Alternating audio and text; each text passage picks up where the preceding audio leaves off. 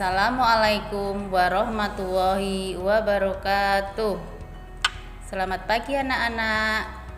Bagaimana kabar hari ini? Masih semangat ya? Hari ini kita akan belajar tema 4 subtema 2, muatan PPKN, IPS, dan SPDB. Untuk muatan PPKN yaitu tentang hubungan simbol dengan makna sila kedua Pancasila. Hubungan simbol dengan makna sila kedua Pancasila. Sila kedua Pancasila berbunyi kemanusiaan yang adil dan beradab.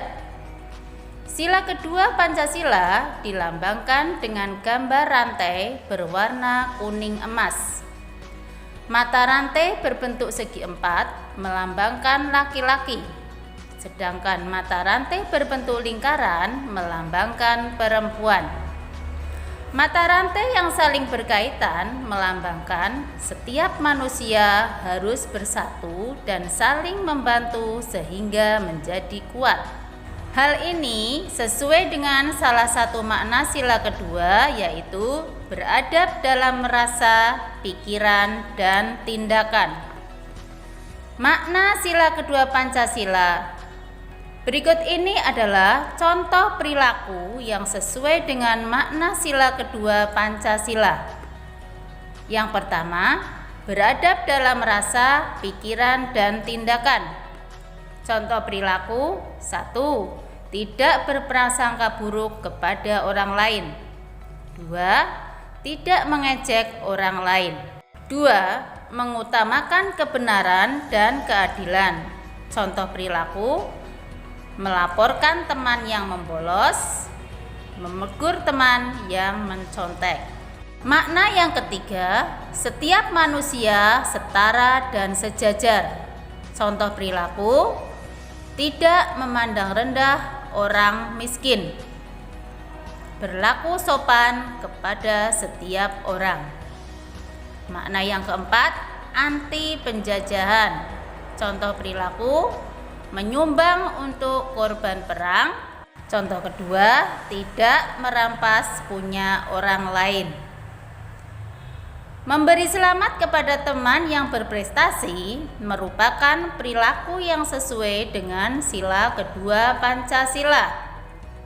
Memberi selamat kepada teman berarti kita menghargai kerja keras teman. Memberi selamat akan membuat teman gembira. Mengejek logat bicara teman merupakan perilaku yang tidak sesuai dengan sila kedua Pancasila. Mengejek dapat menyakiti dan membuat sedih perasaan teman kita. Mengejek berarti menganggap diri kita lebih baik dan orang lain lebih buruk. Hal tersebut tidak sesuai dengan makna setiap orang setara dan sejajar. Sikap tokoh yang sesuai sila kedua Pancasila.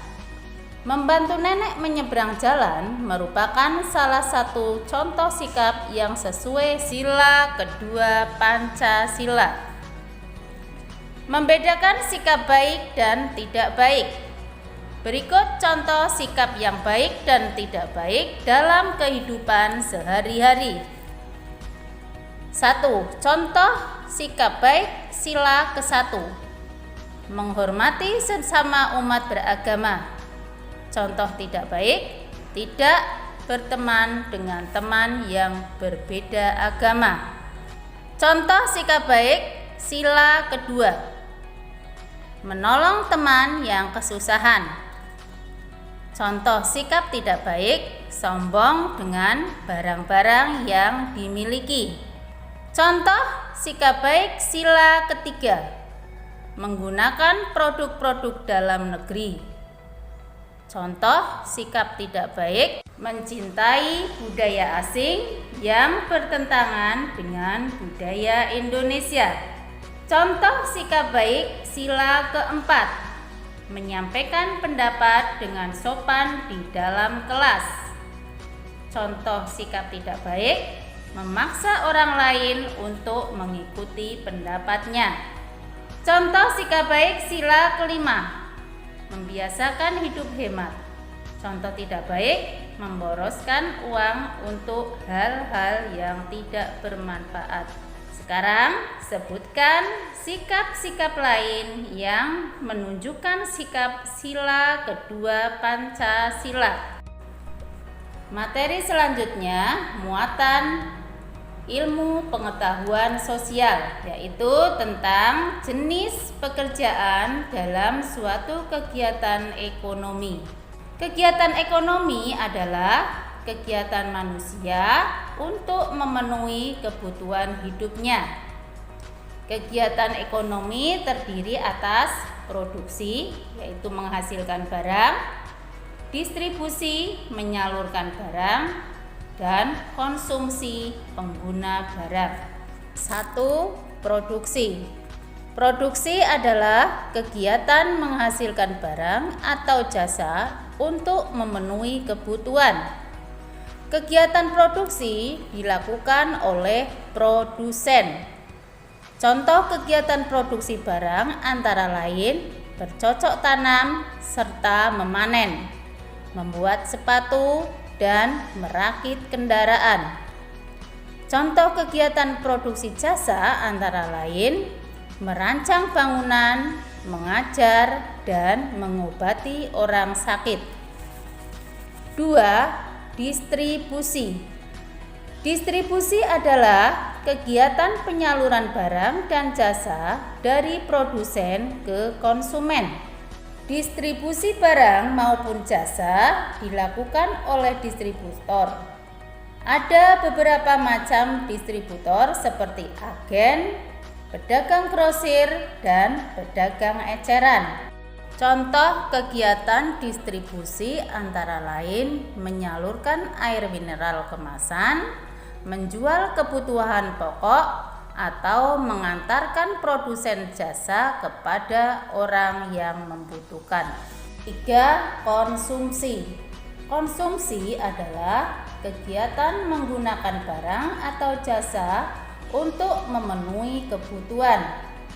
Konsumsi barang dan jasa ini dilakukan oleh konsumen. Contoh kegiatan konsumsi antara lain makan dan minum, menggunakan telepon, dan menggunakan pakaian. Perhatikan skema kegiatan ekonomi berikut. Dari petani teh ke pabrik teh merupakan kegiatan produksi. Kemudian distributor teh dan pedagang teh merupakan kegiatan distribusi.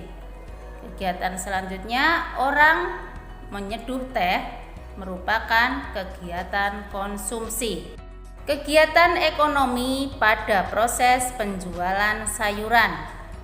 Perhatikan skema kegiatan sayur kangkung berikut ini. Yang pertama, kangkung ditanam dan dirawat oleh petani. Selanjutnya, kangkung yang sudah siap panen akan dipanen oleh petani. Kegiatan 1 dan 2 disebut kegiatan produksi. 3. Kangkung siap diantar ke pasar. Pada kegiatan 3 disebut kegiatan distribusi. 4. Kangkung dijual kepada pembeli. Pada kegiatan ini masih berkaitan dengan distribusi. Terakhir, kangkung yang telah dibeli dapat dimasak dan dikonsumsi. Pada kegiatan 5 disebut kegiatan konsumsi.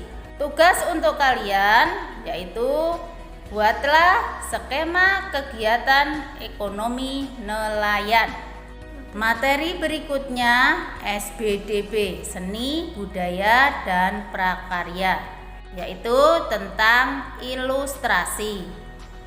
Ilustrasi adalah gambar berupa foto atau lukisan untuk memperjelas isi buku karangan dan sebagainya. Langkah-langkah membuat ilustrasi. Pertama, menentukan tema. Kedua, membayangkan kegiatan. Ketiga, menggambar sketsa. Keempat, menyempurnakan gambar.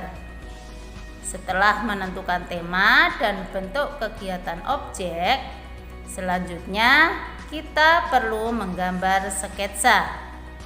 Sketsa dapat dibuat dengan menggunakan garis.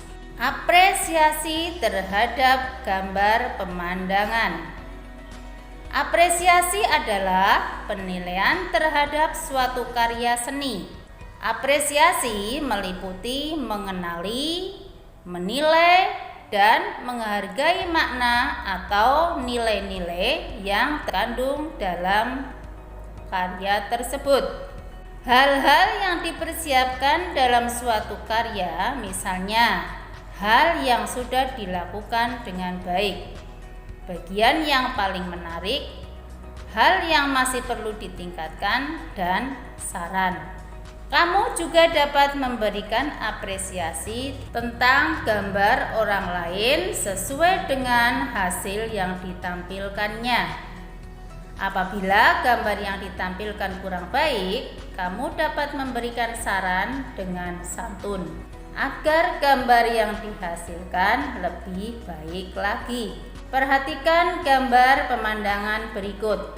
Dari gambar tersebut, kamu bisa menuliskan apresiasi seperti contoh berikut.